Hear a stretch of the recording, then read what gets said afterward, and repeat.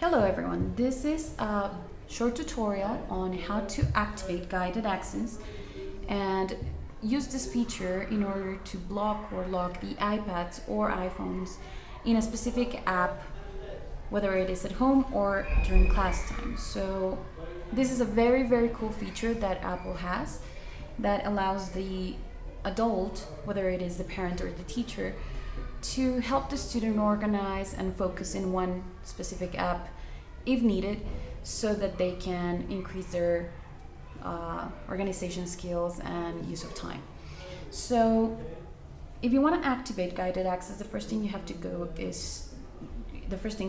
is go to settings, and where you're in settings you go to general and scroll to accessibility.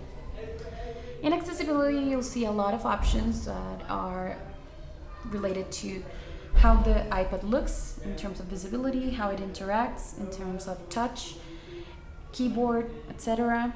But then if you keep scrolling down, you'll see that there's a tab that says Learning Guided Access. So we're gonna go in there, and if you see now it's not activated, and it gives us a specific definition of what it does. It says guided access keeps the iPad in a single app and allows you to control which features are available. To start guided access, triple click the home button in the app you want to use. So the first thing you have to do is activate guided access just by moving the button so it's green, and then you'll see that other options are there. The first one is the passcode. If you want to use a guided access, one of the advantages is that you as the parent or teacher can control the setting of how they can access or not the app. For this we need a passcode. This passcode will be different to the one that the child uses to unlock the iPad, and the idea is that this is a passcode that only you know. So when we go to passcode settings, we go to set guided access passcode. So you'll just choose any 4-number combination that you want. Try to make it something not so easy for the child to guess. I wouldn't suggest enabling the Touch ID access, because this means that if their fingerprint is already connected to the iPad, they will have access. So I would just set up the passcode and go back.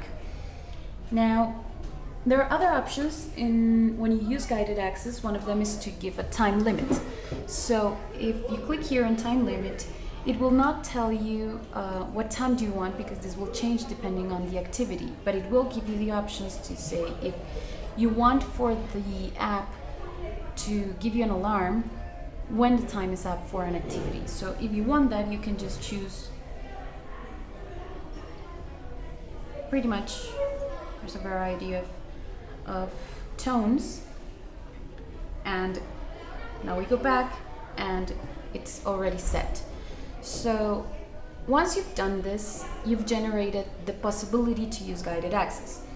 Now, it's important that you keep in mind that if you're doing this at home with your children, it might be easier because you will only have to do this once with one iPad. But if you're a teacher and you want to use this feature for class, you would have to take the iPads in advance, generate the passcode for every iPad, and then have them ready for the class. So do keep that in mind before trying this new feature. Now, I'm going to show you how it actually works when you go to an app and you want to start the guided access. So let's say I want them to be in this app where they can read books. Let's say I only want them to read, I want them to use the app, but I don't want them gaming or doing anything else. So once the app is open, I'm gonna triple click the start button, the home button. It's not in the screen, so you're not gonna see it, but once you do that, you saw that it said guided access started. So last time I used this, I generated a time frame for 1 minute to start the guided access. So at this point, if I try to leave, if you see in the upper part of the screen, you'll see that it's not letting me go out, and it says guided access is enabled, triple click the home button to exit, 35 seconds remain. So if you gave them a time frame, they will not be able to leave the app until that time is up. they're not going to even be able to try to access the passcode. So it's important that you see that while I'm in the app, I do have access to all the features of the app. It's not blocking me from taking advantage of the features of the app. It's just letting me not skip anything outside of the app, or access, I'm sorry. Now the time has expired, and this is the sign that will appear on the screen. So now the student cannot do anything else within the app, and if he tries to leave it, you'll see that the screen will give you to enter the passcode. So if you were doing an assessment form in class and time's up because you wanted them to only have, let's say, 20 minutes, and time's up, now they will not be able to use their iPads for anything else, and they will not be able to continue the activity.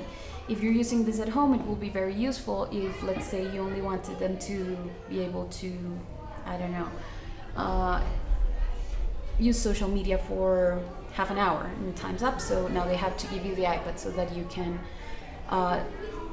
unlock it. So once you click on the passcode, it will give you this screen. If you see, it's asking you if you want to end the guided access in the top left corner. If you want to resume, if you want them to continue using this app and give it more time, for example, then you go to resume. And if you see in the bottom of the screen, there is the time limit options and the touch options. This means that if you want to, you can even block the iPad so that it's not touch screen available.